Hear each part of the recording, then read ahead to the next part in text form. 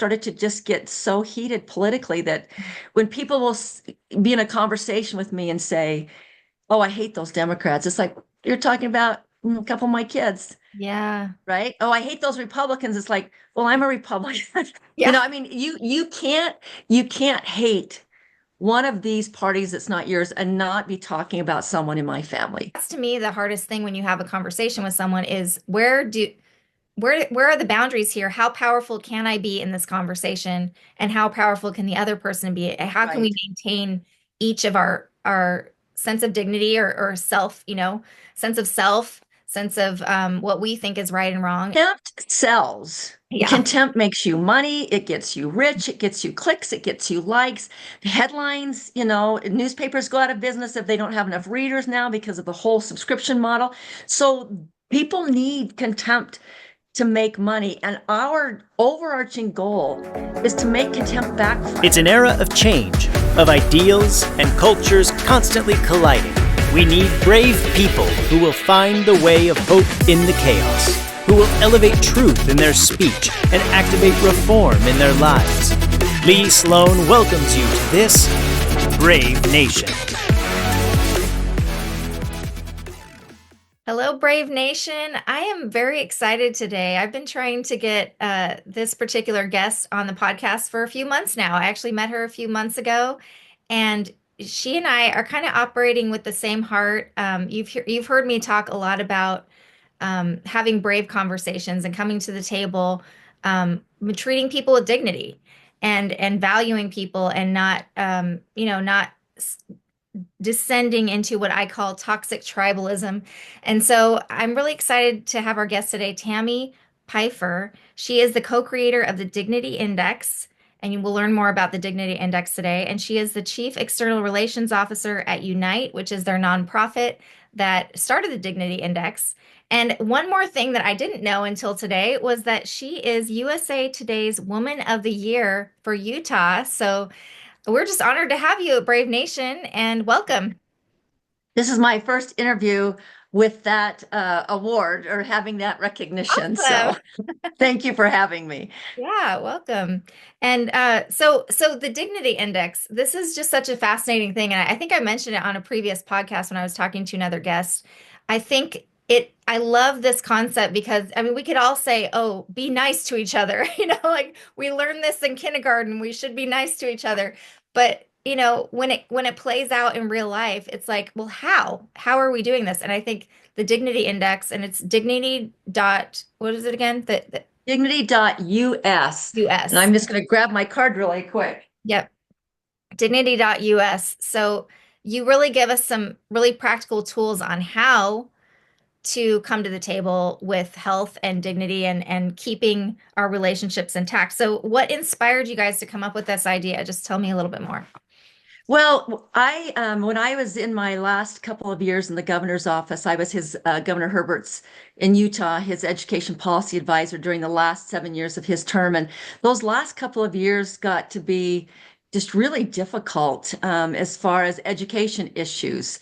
It just seemed like we went from one controversial thing to another. It was, if it was the Common Core, then social emotional learning or critical race theory, and you name it, things that really, I think, had been mislabeled to a large degree by people. And so they became super controversial because the language wasn't matching exactly what was happening in schools. And so the last couple of years got to be pretty tough for me in trying to overcome some of these divides in schools. And as I finished my time with the governor, I met Tim Shriver, who is the chair of Special Olympics. And he had, as I was finishing the governor's office, he had just started gathering people to figure out how we could solve the country's toxic political divides. And I was at a luncheon that he spoke at in Salt Lake City, where he said, what if we apply, the principles that we're teaching kids of social, and emotional intelligence and learning? What if we applied these problem-solving skills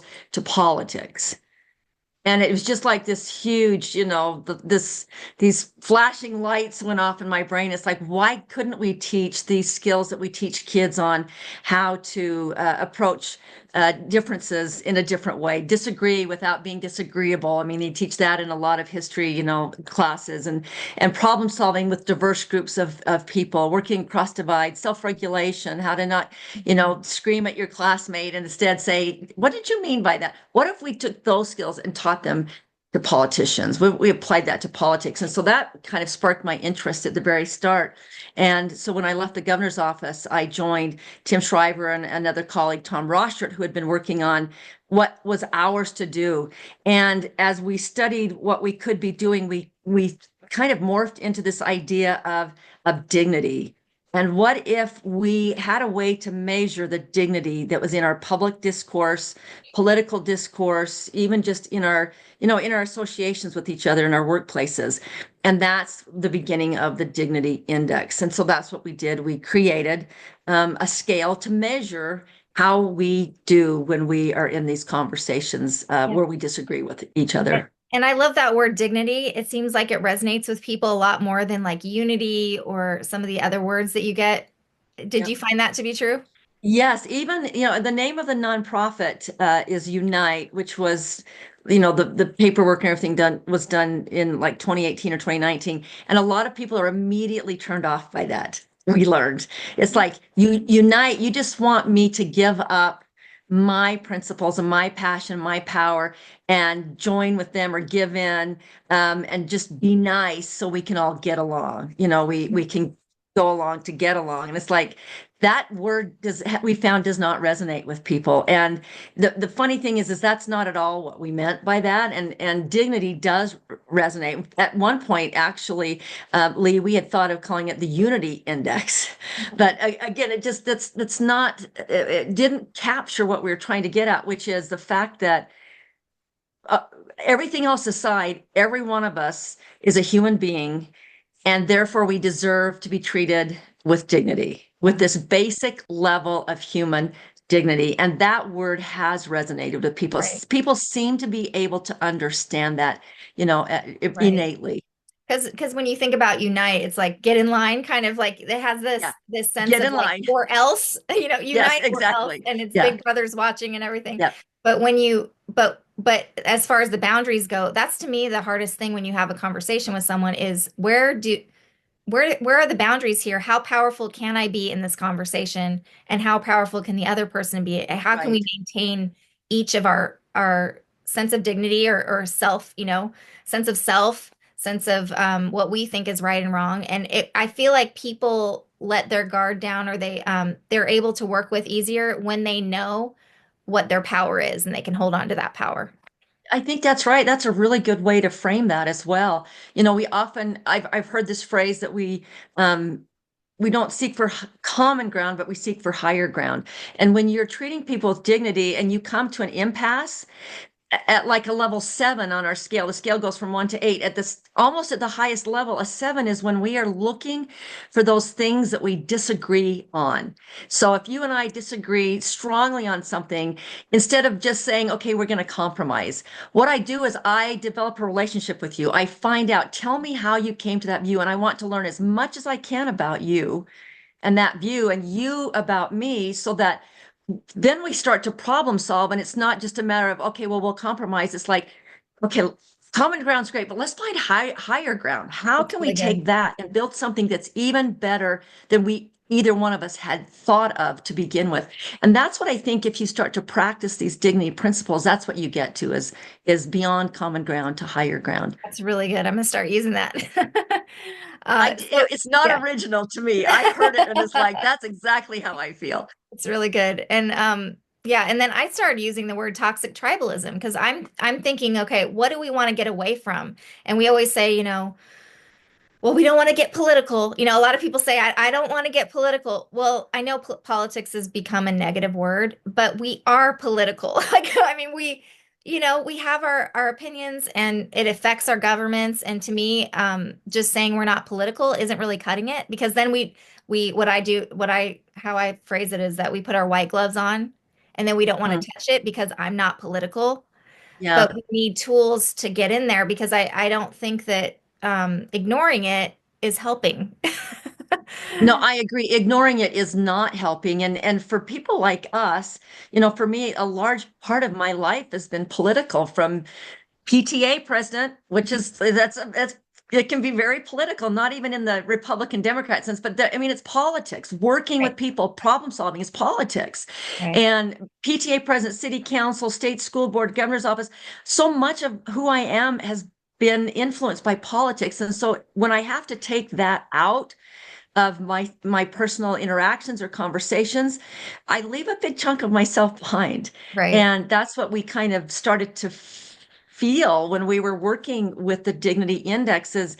Let's bring all of us, let's have all of us bring our whole selves to conversations and to the table. And back when politics wasn't so toxic, that was easy to do. Right.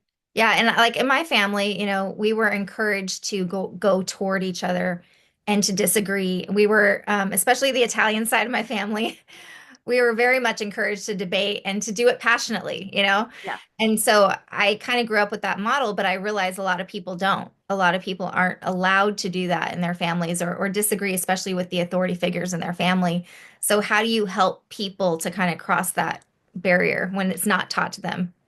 Yeah. Well, and to your point, I think back in the day, our political identity wasn't the end all. Right now, Mhm. that's like everyone labels us. That's our label that we carry. Back in the day, I couldn't tell you what my neighbor's political party was. I didn't know Mhm. what my parents' party was for a very long time. So that was just a little part of who we are. But now it seems like it's everything. I mean, that's it. I'm going to label you, and then I'm going to ascribe every negative quality I can think of to you if you happen to not belong to my party. Right. And And those people, right? those people, and yeah, Tim, my colleague, says whenever we say those people, we have to remember that we're those people. Right. We're those people. So You have a lot of diversity in your family, right? Political we diversity. do. I've got 5 adult kids, all married with families of their own, and I have a Republican, an independent, Democrat, a Democratic Socialist, and a Libertarian. I've got those 5 bases covered, and I always thought it was pretty cool that they all kind of grew up and found their own way in politics, that they found someone who inspired them, whether it was with my party or not. I'm a moderate Republican. My husband's a very conservative Republican.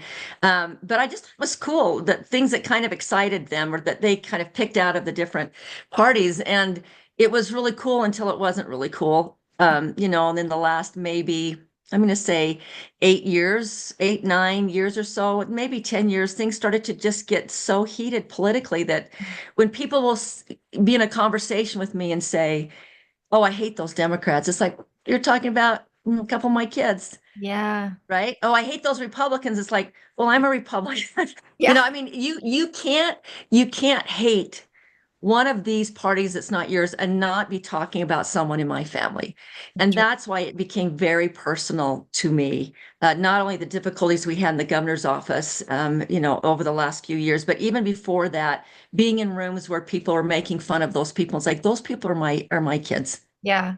And I mean that's why I think I like to refer to it as a brave conversation because it's not a safe space when you get into I mean we want to create as much safety as possible or as much dignity as preserve as much dignity as possible, but we are risking something when we move toward one another because Yeah. not everyone can handle, I don't think, a brave conversation. And so I think Well, we do you risk talk relationships. Mhm. Yeah, and I didn't mean to interrupt you. You talk about, tribalism, and I think some of this comes from this sense of belonging that we feel belonging to that political party. That's our tribe. So we feel a sense of belonging there, but we find ourselves in situations where if we dare step out of that and say something nice about someone else, then we're risking the belonging that we have in our own tribe. One of the quotes that we use for an example of a 6 on the dignity scale, which is on the dignity side, is during the 2008 elections and Barack Obama and John McCain. And John McCain had said, I believe, that this is a land of opportunity and we all, want this, have, if we have the will to pursue something to that effect. And he said, my opponent believes the same thing.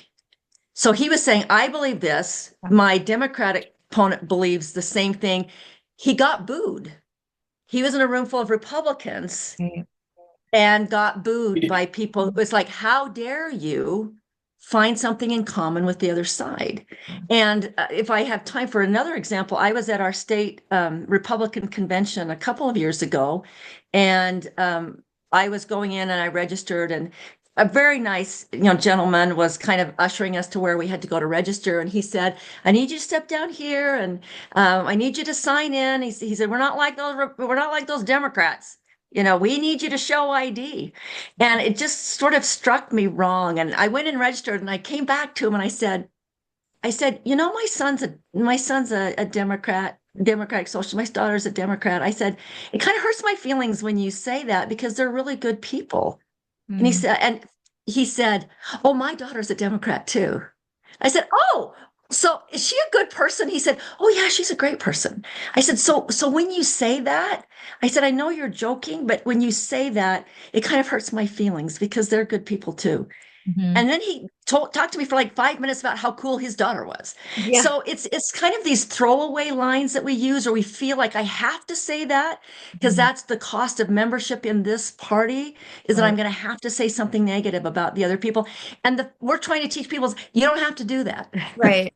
And our society really, I mean, whether it's our political systems or our media, it really feeds this because you won't get the clicks, you won't get the conversations like ours might not be the highest trending conversation because that's right. It's not as fun to watch for people. Contempt sells. Yeah. Contempt makes you money. It gets you rich. It gets you clicks. It gets you likes.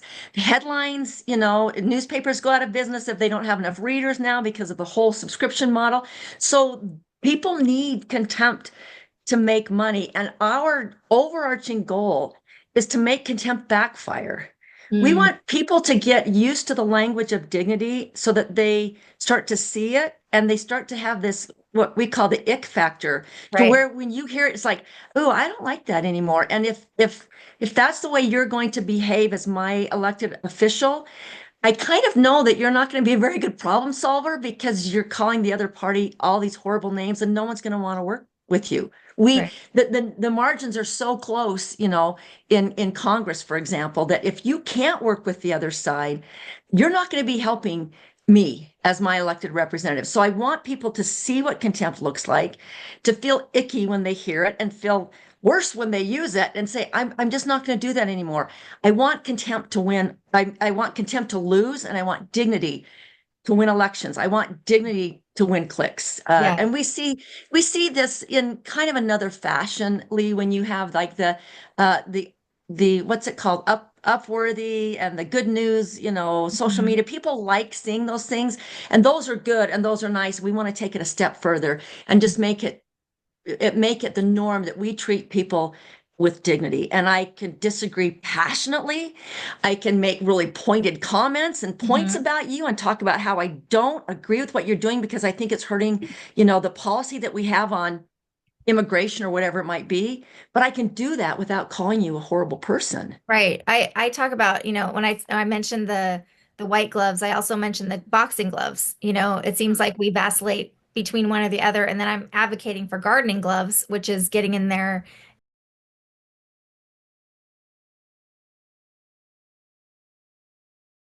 But, I've been in the political arena, and I've felt like at times that I have to have my boxing gloves on. I felt like I have to fight for certain things and call things out when they're not right. And you're not saying not to do that. It's not like kumbaya, we are the world, Right. And, yeah, I think that's where people get lost in like, we have to have unity all the time. Actually, we can disagree passionately like our forefathers did, right? Yeah. Well, and the best kind of unity, in my opinion, when we go back to using that word, I'm going to use the analogy of singing in a choir. I sang in a very large choir, the Tabernacle Choir at Temple Square, formerly known as the Mormon Tabernacle Choir, right?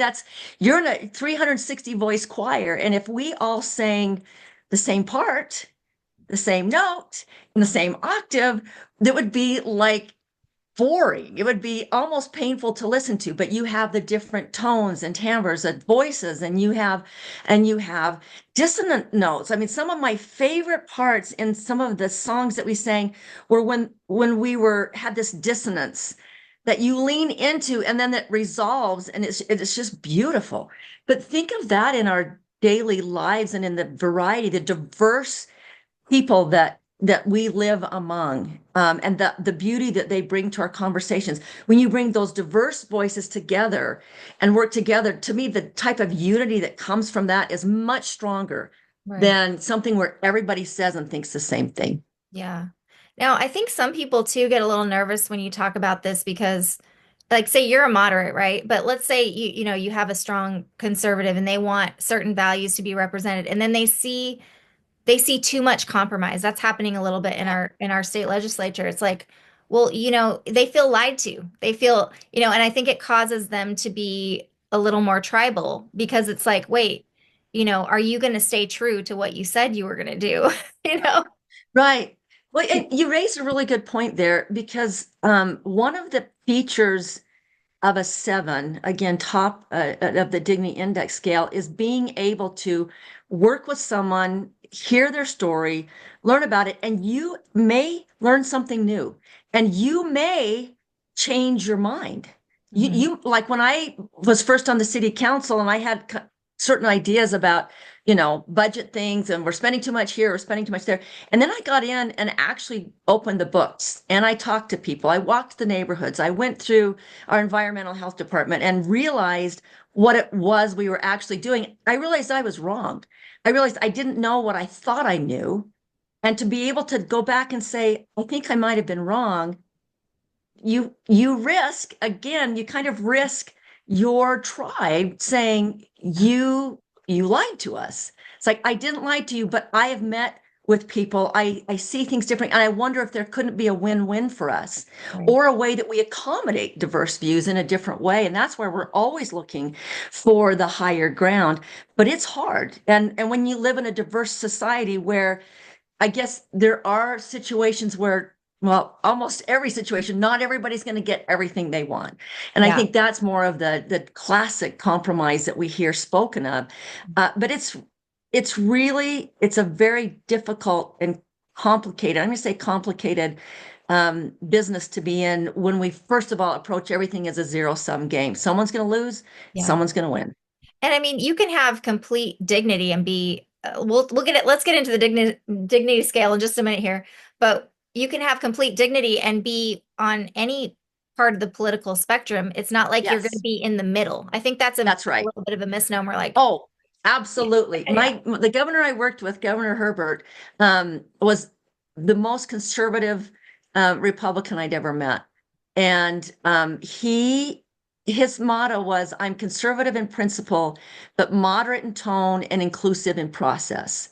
Yeah. And so the way he talked to people and about people would have never, just never crossed the line. And when people disagreed with his policy, he would invite them in to meet with him. He would invite me to meet with people all the time. And sometimes I'd go, Governor, they don't share your position on this. And he said, I know, that's why you should probably meet with them. I want to find out why they don't agree. It's like, Governor, they don't even like you. One time I said, Governor, they're talking smack about you on the radio. He said, I know, that's why I really want you to meet with them and talk to them. He said, I want to see why they're so upset about this. And that's what he wanted. He invited that dialogue. And I think it made for much better policy on his part and our part to understand what those disagreements were. Because there were a lot of times when you tweak this one little part of the bill or this language, or in practice, maybe it could look like this. And that's all it took, really, to bring some other people in. Right, because people's thoughts and ideas and opinions of you don't go away just because you don't look at them. Right. Right. We're living in a society together. We got to figure out what people think. And I think it's really wise of him to do that. Yeah. And I kind of back to that same point about changing your mind as a society. And I make this point in my presentations, especially in education, like we have to allow someone to grow. We have to allow them to get more information and change their mind. If we don't let people change their mind, that's on us. It might mean we don't vote for them again if we don't like the direction they went, but we have to give them, this good faith effort that they learned and they changed their mind. People can change their minds, and not just automatically write them off and assume some negative. To me, it's always a temptation for me to say, oh, you're only doing that because you're blah, blah, blah. And I think of some horrible motive to, Mhm. to ascribe to someone. It's like, no, maybe they just changed their mind. Yeah. And maybe I want to find out why they changed their mind because I voted for you. Explain to me what you learned that I am maybe not understanding. And a lot of times I will learn something new. Absolutely. Yeah. So break down, let's see the dignity index and break it Okay. down for us here. Yeah. So this is our dignity index. It's like this one, this is it. This is the whole thing. And it's a scale that goes from 1 to 8. The bottom of the scale is contempt, and the top of the scale is dignity. And it measures the language or the mindset that we use when we are in disagreement with someone. It doesn't measure everything. It's not going to measure our conversation unless I start being super ignorant to you, and then you're going to give me a low score. But it's meant to measure, like, how do we talk to each other when we disagree, when we're angry, when we're hurt. When we're hurt, that's a big one. When we're fearful. And at the bottom of the scale is full contempt. And at the top of the scale is full dignity. And if I'd love to walk you through it just really quickly. Sure, go ahead. And start in the middle of the scale. The 4 is the first step into contempt. It's this mindset where I think we're better than those people. They don't really belong. They're not one of us. And this theme of belonging is a huge thing. It drives our tribal politics. And to make someone feel like they don't belong, regardless of the situation, I talk a lot about it when I talk about education and schools. And when you see bullies and that kind of thing, it's like, these are kids who've probably been treated poorly to begin with and don't belong, and they're trying to find a way. And so a 4 is that first step in contempt. We're better than you. You don't belong. 3 is we're the good people and you're the bad people. It's us versus them. This is the zero-sum game. It's always us versus them. I'm good and you're bad. 2 is not only are you bad, but you're evil. Okay, those people are evil. They're going to ruin our country if we let them. Right. They're going to ruin public education if we let them. They're going to ruin my community if we let them. It's us or them. It's no longer us versus them. It's us or them. One of us has got to go. Mhm. And when you get that far down, then the number 1, the bottom part of the index, all that's left is they're not even human. It's our moral duty to destroy them before they destroy us. I just saw a clip on social media a couple of days ago by a comment from a survivor of Auschwitz, and he said, words matter. Mhm. Is language matters. And when we start to call people names that are less than human and say we have to destroy them, he said, words matter. And it can lead to genocide. And we watch this in the language that we use politically. We have to wipe out that scum, or someone has said, I can't remember, during the campaign last year, it's like, when I get into office, I'm going to cut some throats. But that's clearly a 1, and you might not mean anything by it, but people that hear that are desperate to save our country, they show up at Justice Kavanaugh's house with a bomb, or Right. Nancy Pelosi's house with a hammer, because they want to save our country. Anyway, I don't like that part of the scale. Yes. I try to live the top part. This is my goal every day. So a 5 is the first step into dignity. And that's when you say, look, the other side has a right to be here and a right to be heard. They belong here too. It's their country too. They belong here too. It's their school too. I don't hang out with them, but you do you. 6 is when you start to say, we always talk to the other side. I want to find those things we have in common so we can talk about those things, and we'll work on those areas of agreement. And which is a great place to be, a very good place to be. A 7 takes it up a notch when you say, we're going to fully engage and we're going to talk about those things we don't agree on, which is harder to do, because I want to find out where you got that value. I want to find out why you're so passionate about it. And then at 7, it says, we discuss the values and interests we don't share, open to admitting mistakes or changing our minds. That's a very high Right. mark. There's a beautiful quote by Ben Franklin that I'm not even going to try and slaughter for you, like I did the John McCain Yeah. quote. But it was like the night that they signed the Constitution, and he gave this whole speech where he waffled like throughout the speech. He said, I used to think it was this way, and I now though, now that I hear this, I think there might be a better way, because when I talk to people, I learned that other people have good judgment, and I'm just not sure. And this is Ben Franklin. Yeah. And then an 8, the top of the scale, we say that every one of us is born with inherent worth. So we treat everyone with dignity no matter what. And we call this the Desmond Tutu level, where you can see this little spark. We call it divine spark sometimes, but this spark of humanity in every individual. It doesn't mean I don't hold you accountable. It doesn't mean I don't argue with you. It doesn't mean that if you do something really, egregious, you are held accountable by the law and you might end up in prison. But it means I don't treat you like an animal Hmm. in prison, that you Yeah. have rights and dignity. And I try to always uphold that dignity. Yeah, for sure. I mean, you and I are people of faith, right? And I think Yep. that's where dignity comes from. In my mind, that's where dignity comes Yeah. from. It's a biblical principle. It's something that we inherently have, that I believe we have Right. as human beings. Yeah. And so it's interesting though. Not everybody who has faith and who would say that acts as though Yeah. Yeah. that's It's true. hard. Yeah, This outrage industrial complex, we call it, that surrounds us is just so hard to see beyond that, because if I think people really are ruining the country, I don't see them as my brother or sister, right. which my religion teaches that spiritually we're brothers and sisters, that we have the same God, that we came from, he's our father. It's like that's my spiritual and my religious tenet.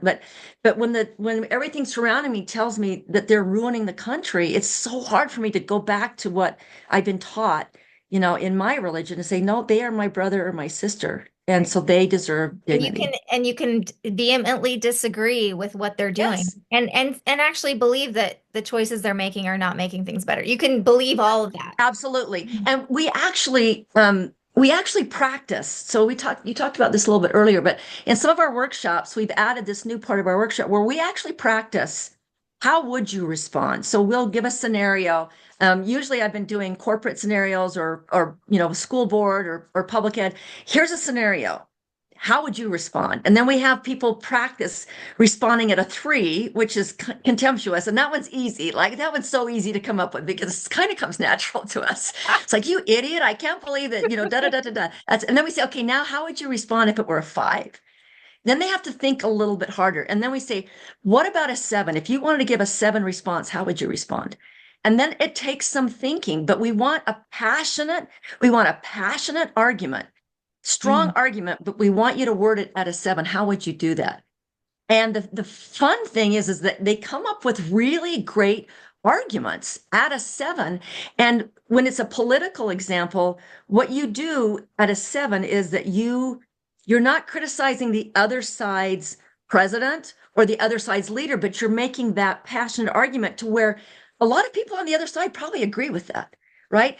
We're not like every Republican's not the same, every Democrat's not the same, and there are a lot of policies that people would agree with me on if I didn't condemn them first and talk about how horrible they Absolutely. were and how horrible their president was. It's Yeah. just, but so when you take that out, you gain people to your side. Yeah. And that's why we practice doing that. I see people doing that all the time and it drives me nuts. People that are on quote unquote my side, I feel like they're just throwing it away because of how they talk to one another. They are throwing away their shot. Yeah. Just let's talk about the actual issue and see how many people we can bring to that issue. Yeah. Because that's how we're going to solve the problem then. Because then I've got lawmakers on both sides that probably agree with that, who Yeah. aren't afraid to take it up now because we've not made it a Right. partisan issue. Well, a good example is the school choice argument. I went to the legislature last month and we talked with them and the thing is it's always a lot of times it's framed as a public school versus, anti-public Right. school type of stance. But when you realize that actually the data shows that public school achievement actually goes up when you increase choices, then that becomes a completely different conversation. It's not an us or them thing. It's like, how do we educate our people as a whole, you know? Right, right. Yeah. It's a completely different conversation. And I feel like people do miss that. They kind of lose the fire though. It's like, well, if we're not fighting against something, what are we doing? Yeah, right. And the thing is you've given a good example, but think about how many other situations. I'm going to use climate bills that are related to climate and the environment because there's a new caucus in Congress that is like a Republican-led caucus on environmental and climate issues because they've stripped out the rhetoric and they say, okay, what's important to everybody? And they've started to focus on those things and said, why can't Benji Backer is the leader of this organization, and he's young and he's got this whole different way of looking at it, very solid conservative Republican. He said, why can't we be the party of cleaning up the environment, certain things, Right. and you take the politics out of it, and there's a lot of people then that are interested in those issues, Right. and they've been very successful so far. Yeah. We used to do these conversations in Anchorage, and we called them brave conversations. And at the end, we would have this turning point postulation that we would present, and we would say, if one thing were different about your stance, I might be able to agree with Yeah. you. Or if one fact was different, Nice. or like, is there any way that you might come over to my side if this was different? And that was a really interesting thing to think about because now we're putting our mental energy into, what would it take for me to change my mind? Yeah, it's we've been approached by so many different groups that they find out about the index and they'll kind of download the card or go to our website and they'll say, "Oh, I need this in my business." And so we need this in our school board meetings have become very contentious. A lot of teachers have contacted us and they want to do it in their curriculum. They want to implement this into their AP government or their social studies curriculum. And so the main groups that we are working with right now are K-12, and we're in Alaska. We did the school board. I keynoted for the school board association in Alaska in November. So all of the local school board members and I think the superintendents were there, and some of the high school student leaders were there, and the student leaders have picked up on it. And so they've kind of been leading the way in Alaska, by the way. And so now we have student groups in Alaska and Utah and Oklahoma that want to bring the Dignity Index into their high school to be one of their clubs, like a dignity club. Very cool. So we have public ed, we have higher ed, with the free speech issues on campus that have been kind of boiling over the last few years. We've had people bring us onto campus and have workshops. Last year we did 2 freshman orientation sessions, one at Colorado Mesa University and one at University of Wisconsin at Stevens Point, where they replaced some of the material they previously had in their freshman orientation. They've replaced it with the Dignity Index so that there's sort of this common language for incoming freshmen saying, these are our standards. This is the culture we'd like to set here at the university. So higher ed, public ed, higher ed, and then corporate. We're doing a lot of corporate work with businesses who want to improve their culture, that feel like they have a pretty good culture, but because of what's happening around us, again, with the politics kind of creeping into business, it's like, okay, we want to give our employees the tools that they need to talk about these things and to keep the business, and the goals of our business foremost while we're addressing some really difficult conversations. And so that work's been going very well, and traveling a lot with that. And then municipal organizations, so state municipal organizations, leagues of cities and towns, and state municipal leagues, locally elected officials. I last year had a fellowship with the Emerson Collective, and my project was to take the Dignity Index and apply it to women in politics as a way to recruit and to strengthen and support women in politics. And so I met with leaders, women elected officials all over Utah, and learned how they were using the Dignity Index as mayor, as city council person, as a school board member. I've got a little video, I'll send you the link.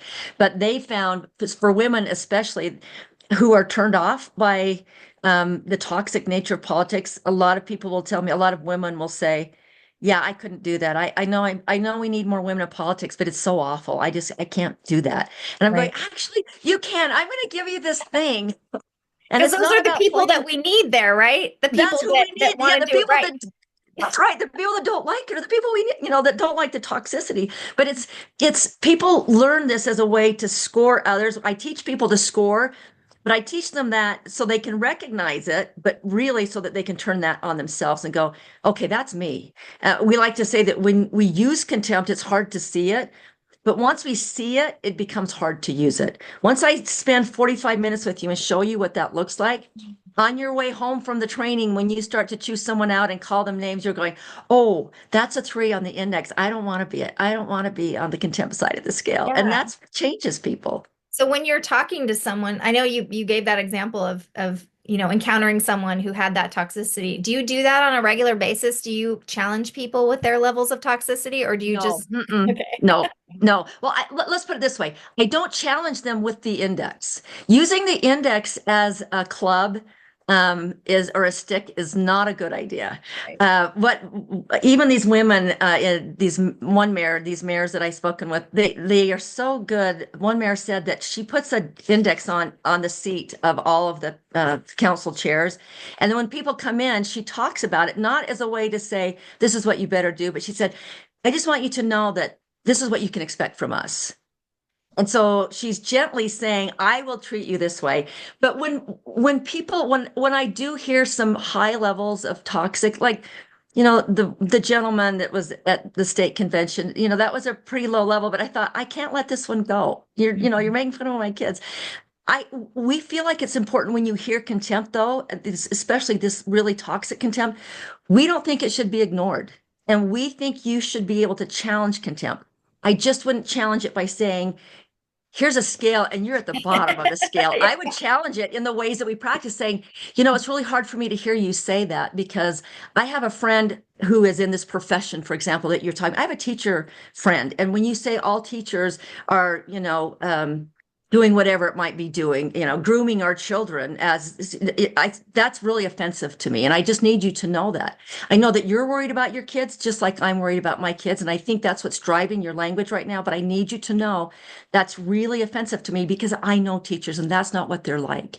And that's a way I can challenge contempt without calling you evil or saying you're stupid, right? Yeah. But when you don't challenge, when you hear contempt and you don't challenge it, I go back to to genocide. When you don't challenge contempt, in some ways you are condoning it. So we have to find ways that we can stand up, especially for groups, in situations where they are being accused of things or called these horrible names. And we just need to soften up, our approach on that. Yeah. And I mean, think about social media, it kind of gives us a license to have contempt. And how do you deal with that on social media? Do you go one-on-one and not deal with it publicly? I've sent some private messages before, but it's what we try to do is respond. When I was a special ed teacher, there's different ways to improve behavior or to increase behavior. And one of those ways is to ignore, maybe a student's misbehavior or bad behavior that's just off task. You ignore it, but then you reinforce and redirect and reinforce, the behavior that you want him to be doing. And so there's some things that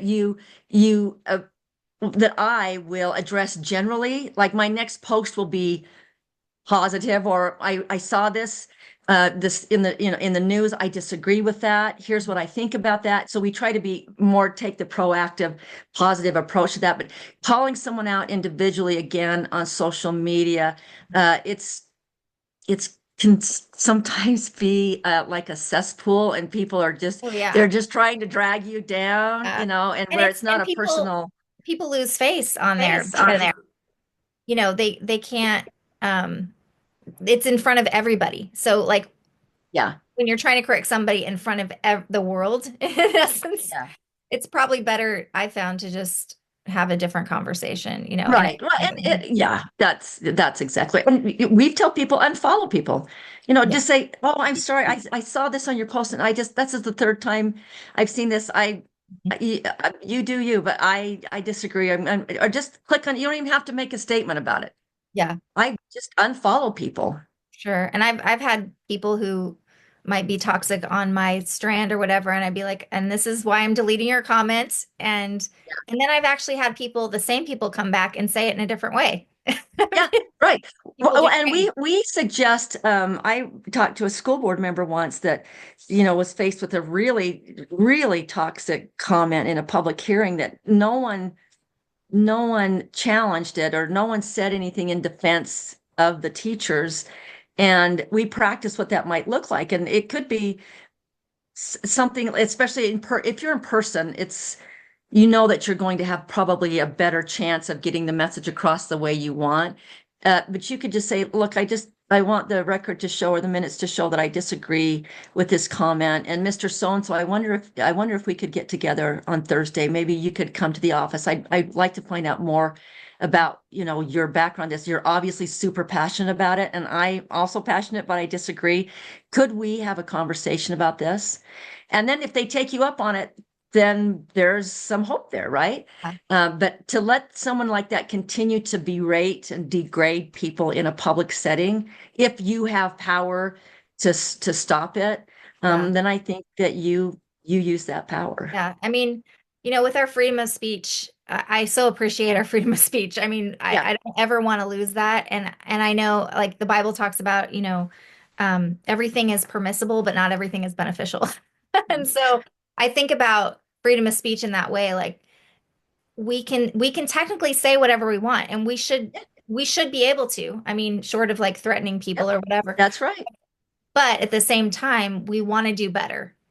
Yeah. And I think we're calling people gently to a standard that we hope that they'll realize is better, is higher, Yeah. the higher ground, not just the Yeah, common. yeah. And to your point, that was the next point I was going to make about free speech. For one thing, we try to call people in and not call them out, right? I disagree with you. Can we get together? Can we have a conversation about this? So you call them in rather than call them out. But people, I do have not a lot, but I do have some comments saying this, you're just trying to censor free speech. And what we feel stops or inhibits free speech is contempt. Absolutely. Because when you're in a public hearing or you're in a meeting and it's super contemptuous, guess who's not going to get up and make a comment? The guy who disagrees with that, that's on the other side of the issue. Exactly. I've been in public hearings. I've conducted public hearings where, half the city comes up to oppose something and there's 3 people in the back that are in favor of it.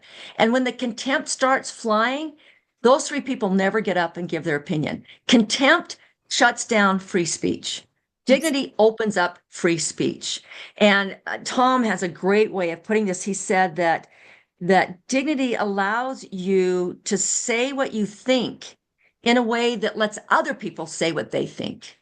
And contempt doesn't let you do that. So contempt, in our view, shuts down free speech. Absolutely. That's so good. Have you, personally, has this affected you? Like, have you found yourself changing as a result? Oh my gosh. Like crazy. Yeah, no, I look back on my days, like I loved being on the city council. It's been 20 years ago, but it was such a time of growth for me. And I was like, I'm nice. I am basically a nice person. Yeah. And people would always say, you're so nice. And, you would never, and I really would not throw people under the bus in public. I mean, I never was one of those people that I just said it myself. I was never one of those people. I was never a person that like chewed people out or, called them out, because I know how hard it is for people to come to public hearings, for example. But in my mind, like when I'm talking to someone else about an issue, like I'll talk to another council member, it's like, oh my gosh, who's going to be at that meeting tonight?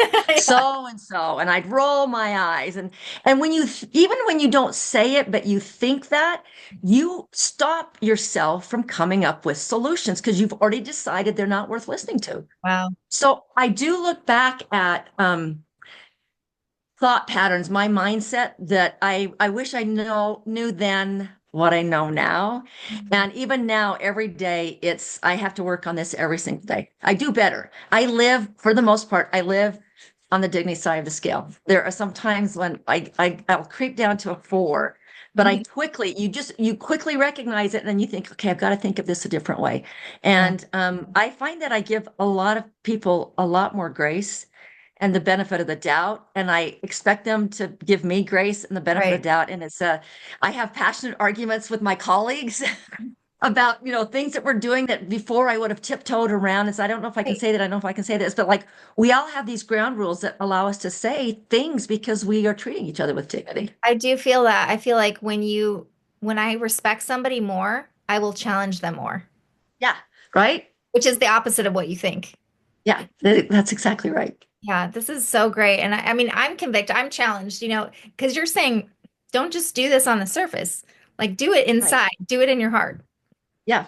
That's what's going to Yeah. be the change. And that's hard to do, but it's really rewarding. And I find that I see people differently. Like just from the get-go, when I travel, I'll see large groups of people, and I'm curious now about this person in the airport or that person or that, and I'm curious about their life. I see people completely differently than I used to. I was in the airport in DC last month, and there was a issue. There was something happening with an airport worker and a passenger in the check-in. Well, I was checking my bags, and there was this heated exchange. They were like going at it, and instead of going, "Ooh, I wonder what's going on," I was sick. I was sick. I was heart sick, thinking, "Oh my gosh, I wonder what happened. I wonder how they." Who treated or who said something that someone felt they were their dignity was violated. Can they please work it out? And it's like I was just praying for them to work it out because I felt bad for both of them. I Right. felt like someone has been hurt. And I hope they can see that, and I hope they can move beyond that. But like I would have never thought that before. And Yeah, that's how I start to see things now. right. I think Brene Brown said something like, we have to come at people with the assumption that they're doing the best that they can. Yes. And even if it's That's not true, dignity. That's dignity. yeah, even if it's not true, it still benefits us to do that. That's right. It's not going to hurt you to do that. Yep. Yeah. And there's So, boundaries. We talked about boundaries. You set boundaries, you learn, and there are things that you sometimes you just can't talk to that person, and you've been burned before, or it might be a toxic sure. relationship. And we tell people, look, you know your boundaries, and we're not asking you to be abused, we're not asking you to be stepped on, but this is a different way of thinking that even helps you see those situations probably sooner and more clearly than you would have previously. Well, this has been great. So how do people like what if people are just crying out for this in their business or whatever? How they get a Yeah. hold of you? Well, first of all, I go to our website, dignity.us, take a look. There's a couple of ways you can be involved. We have a pledge that's kind of it's our American pledge, where you say the pledge is, as an American who knows and loves my country, I'm convinced that there's no America without democracy, no democracy without healthy debate, and no healthy debate without dignity. Therefore, I pledge to do more to treat others with dignity and not contempt. You can take the pledge, and if you take the pledge, you'll be added to my newsletter list. And we send out every week examples of what's happening all over the country, and then we have our email address on there. You can email me anytime. I have people email Dignity Index at unite.us. That's our catch-all. And then I just got a couple of requests already today for people that want us to speak to their organization or to their state. But yeah, we've got materials online. We've got a resource page on our website that has a lot of these resources, and we're adding more this month. So I would love to work with you guys more in Alaska if you're out here again. okay, So let's do it. yeah, I appreciate what you guys bring. We will Well, hopefully thanks for talk the to you work that again. you're doing too. It takes all of us, right? Absolutely. Same So, heart, same thoughts. That's really yeah, great. yeah. We'll see you next time.